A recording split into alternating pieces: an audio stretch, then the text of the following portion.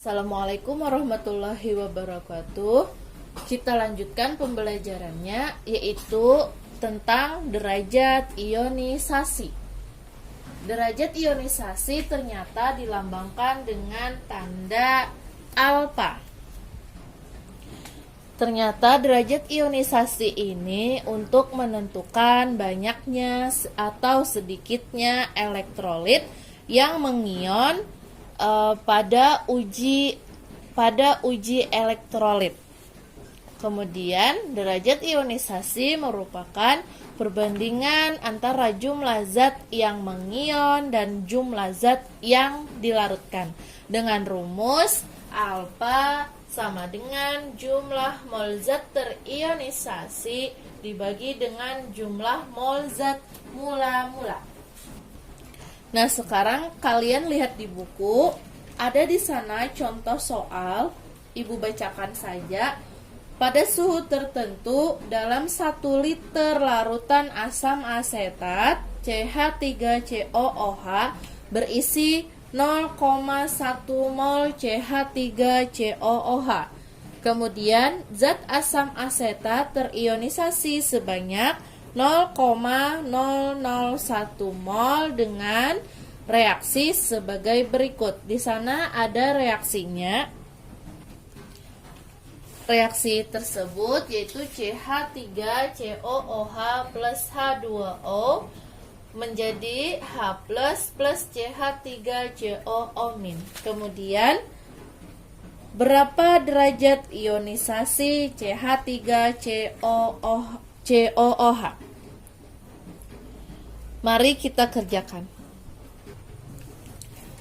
Langkah pertama, kalian harus menuliskan diketahui, ditanya, serta penyelesaiannya. Mari kita jawab. Kita tulis terlebih dahulu dari soal tersebut apa saja yang diketahuinya. Ternyata di sana ada 1 liter larutan asam asetat. 1 liter larutan asam asetat itu dilambangkan dengan V, volume, CH3COOH sama dengan 1 liter. Kemudian berisi 0,1 mol CH3COOH. Berarti mol mula-mula CH3COOH-nya bernilai 0,1 mol.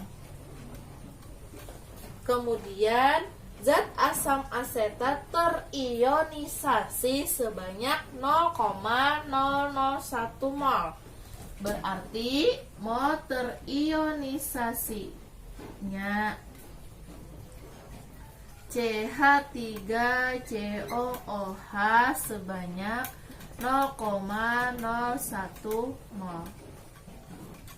Apa yang ditanyakannya? Yang ditanyakannya ialah derajat ionisasi CH3COOH. Penyelesaian. Tadi sudah ada rumus dari derajat ionisasi, yaitu jumlah mol zat yang terionisasi dibagi dengan jumlah mol zat mula-mula. Mari kita tulis mol terionisasi.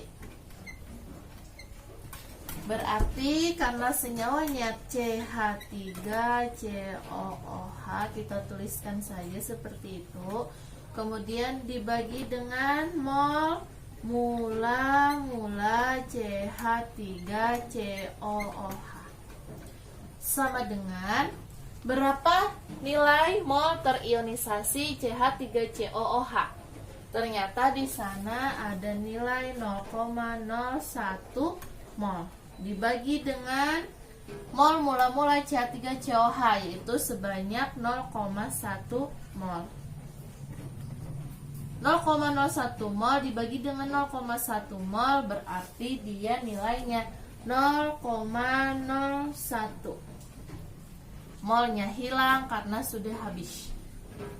Berarti derajat ionisasi CH3COOH sebanyak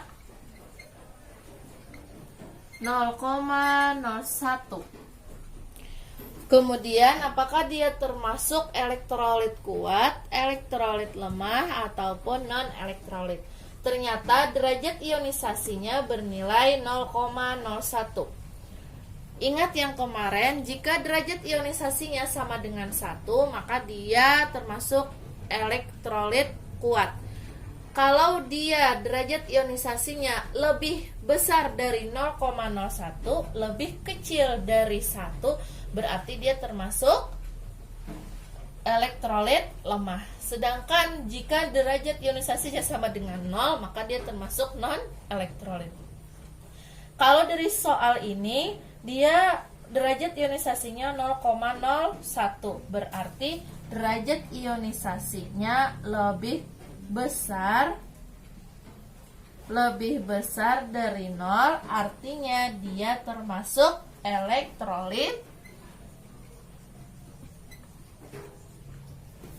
lemah. Paham?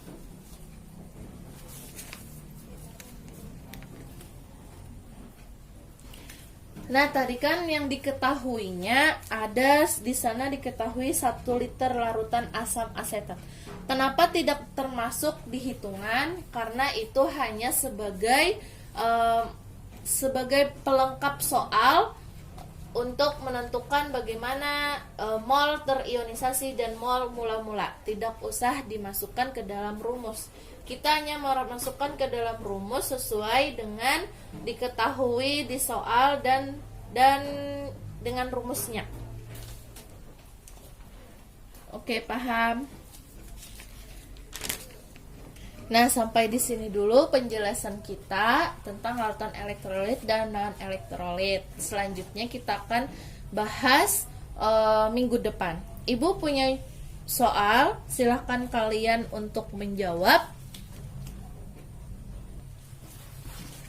Nah, silahkan dijawab di buku tugasnya dituliskan soal. Kalau untuk uji kompetensi yang A ini, kalian bisa tuliskan soal ataupun tuliskan jawabannya saja, tidak masalah. Jawaban kata-kata boleh saja, misal A bla bla bla bla gitu, tulis boleh. Kalau mau lebih enaknya lagi, tuliskan soalnya, jawabannya bla bla bla bla. Kalau yang esai, kalian tuliskan soalnya hanya nomor 4 dan 5 saja, tuliskan caranya. Kalau yang A tadi kayaknya tidak perlu cara karena semuanya hanya pemahaman. Oke, paham. Terima kasih. Assalamualaikum warahmatullahi wabarakatuh.